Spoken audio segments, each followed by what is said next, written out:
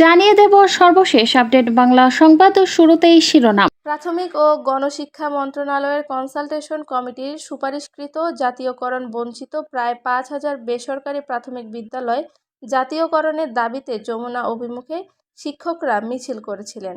Police তাদের বাধা দেয়। এ সময় পুলিশ জলকামানের পানি ও সাউন্ড গ্রেনেড নিক্ষেপ করে আন্দোলনকারীদের ছত্রভঙ্গ করার চেষ্টা করা হয়।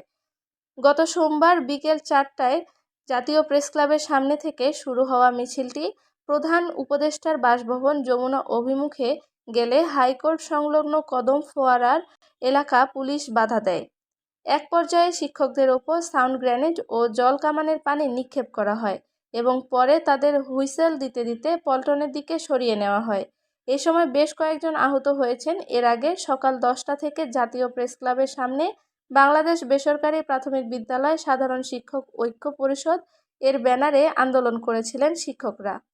এ সময় আন্দোলনকারী শিক্ষকরা বলেন, 2013 সালের 9 জানুয়ারি তৎকালীন সরকার সারা দেশের সকল বেসরকারি প্রাথমিক বিদ্যালয় জাতীয়করণের ঘোষণা দেন।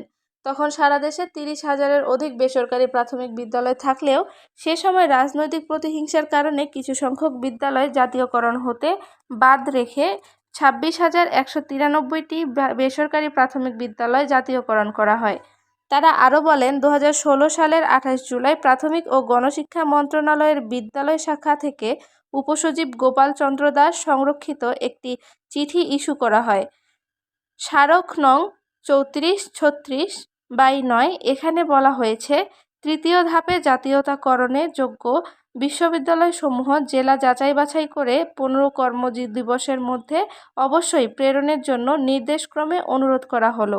এরপরে 2018 সালের ফেব্রুয়ারির 22 তারিখে তৎকালীন প্রধানমন্ত্রীর কার্যালয় থেকে বেসরকারি প্রাথমিক বিদ্যালয় জাতীয়করণের জন্য একটি চিঠি ইস্যু করা হয়, যার স্মারক নং 3.074.048.001/2018 এখানে বলা হয়েছে, 26,193টি প্রাথমিক বিদ্যালয় জাতীয়করণে তালিকা বহির্ভূত বিশ্ববিদ্যালয়সমূহ বা আবেদনসমূহের একটি স্মারক স্বয়ংসম্পূর্ণ সারসংক্ষেপ প্রেরণের জন্য প্রাথমিক ও গণশিক্ষা মন্ত্রণালয়কে নির্দেশক্রমে অনুরোধ করা হয়।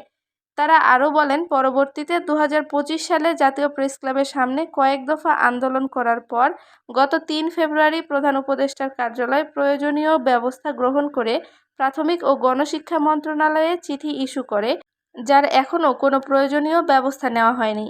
এমত অবস্থায় চলতি বছরের ফেব্রুয়ারির 3 তারিখে প্রধান উপদেষ্টার কার্যালয় হতে প্রেরিত পত্র ও 28 ফেব্রুয়ারি প্রাথমিক ও গণশিক্ষা মন্ত্রণালয়ের কনসালটেশন কমিটি কর্তৃক অধ্যায় 4 এর 4.3 পৃষ্ঠা নং 35 এর সুপারিশ মোতাবেক জাতীয়করণ বঞ্চিত অনধিক 5,000 বেসরকারি প্রাথমিক বিদ্যালয় জাতীয়করণের জন্য সুপারিশ করার পরেও জাতীয়করণের কোনো অগ্রগতি নেই।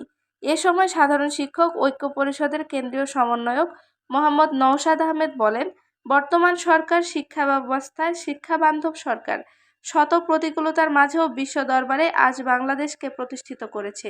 প্রধান উপদেষ্টার কার্যালয়ের চিঠি ও কনসালটেশন কমিটির সুপারিশকৃত অনধিক 5,000 বেসরকারি প্রাথমিক বিদ্যালয় জাতীয়করণের জোর দাবি জানাই। সাধারণ শিক্ষক ঐক্য পরিষদের সমন্বয়ক মাহবুবা মালা বলেন, জাতীয়করণ না হওয়ায় শিক্ষকরা মানবেতর জীবনযাপন করছি। আমরা অন্যের শিশুকে পাঠদান করাই, তবে আমাদের ভাগ্যের উন্নতি হয়নি। এই অবস্থায় শিক্ষা সংশ্লিষ্ট কর্মকর্তা ও প্রধান উপদেষ্টার হস্তক্ষেপ কামনা করেন শিক্ষকরা।